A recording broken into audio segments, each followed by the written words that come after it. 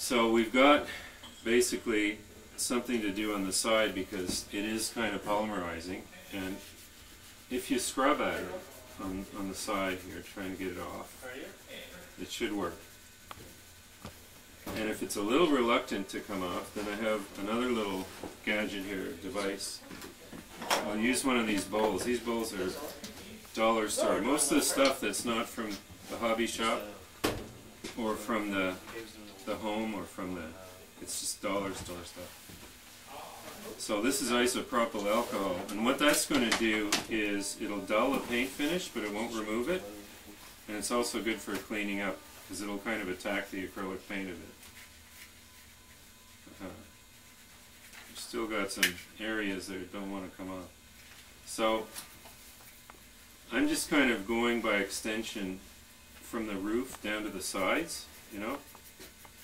And you can see I'm having trouble with the acrylic paint that didn't want to come off. So I put on the isopropyl alcohol, and as you can see, it'll dry a lot faster, right? So these are just things that you can experiment with. So water-based paint, a little droplet of soap. Now the reason I have the soap is for two reasons: to clean up mess, and you can redo the whole thing if you don't like it, you know. The other reason is if there are fingerprints or the car is greasy, you have to use a drop of soap in your paint, just like you do for scenery, the same idea, you know. Otherwise it'll bead. You know what I mean by beading? It beads up and it won't spread. Okay, so that's like, you know, that's bad. So this is just soot, and we're not really doing the sides yet. We'll just sort of pass that around, and we'll try and do another one. Okay, so this one, this car, I'm sorry, was damaged yesterday on purpose. What I did was I took my little knife here and a ruler, and I started to scratch beside the doors and across the doors, and moved it up and kept scratching.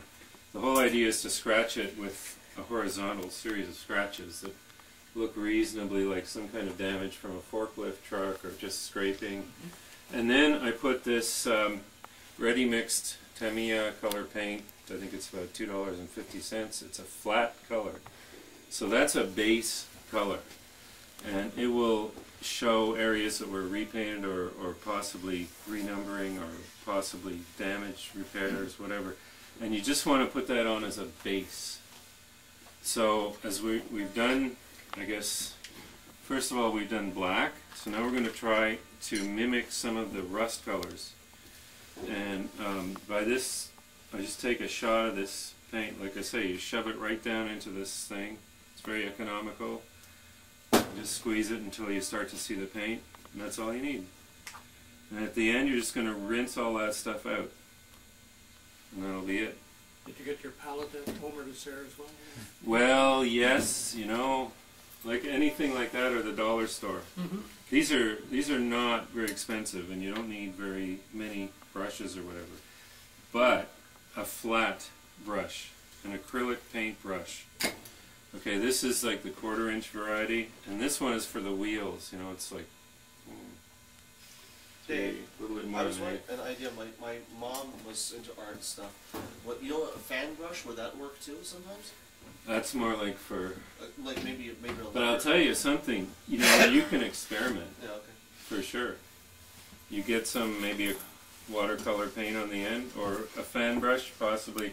See, there's this other technique called dry brushing. Oh, okay. And I don't think we're really going to get into that, but it's something you have to experiment with. You take a little bit of light color, and then you paint it off until there's almost nothing left. We can try and do that. Try some white. And this is really, results are not guaranteed for me, but some other people might be better at it. So you take the brush has always got water on it, right? So we've got a little, automatically it's kind of diluted. So we're just going to take this color and more or less get rid of it all as much as possible. And then we're going to take some trucks that were done before and just sort of kind of touch them up, you know, and I always go right after it with my finger to try and... Anyways, this, nah, I'm not too happy with that. But you know what I mean? If there's an area, let's say you like some details, okay, and they're always hidden by the shadows, you can kind of just put a hint of color on that, see? Let's pass this around. You can compare one side with and one side without. And I really don't do much. That's why, you know, everybody practices with very minimal approach, not much of anything, and then you just, you know, quite easily get better. So we're going to do, let's say we'll start with the underbody of a car, and we take a little bit of one color, a touch of the next one, and these are the primary colors: red, green, red,